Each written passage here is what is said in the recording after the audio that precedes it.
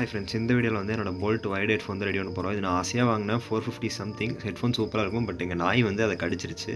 So சும்மா ஒரு case போட்டு வச்சுருந்தேன். அதில் அது வந்து ரொம்ப இறைய மாதிரி சவுண்டு கேட்டுச்சு. ஸோ அதை ஓப்பன் பண்ணி மதர் போர்டு இருக்கிற ஒயரில் பிரிச்சுட்டேன்.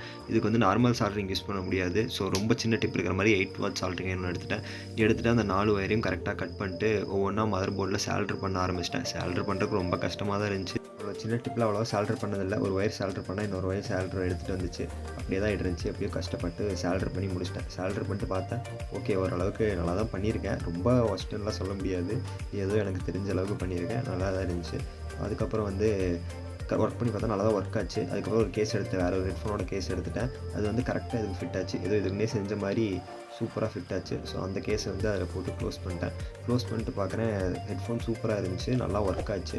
அதுக்கப்புறம் வந்து டெஸ்ட் பண்ணிட்டு க்ளோஸ் பண்ணிட்டேன். சவுண்ட் வரும், நீங்களே கேளுங்க. ஓகே, இந்த வீடியோ அவ்வளோதான். லைக் அண்ட் சப்ஸ்கிரைப் பண்ணுங்கள். தேங்க்யூ.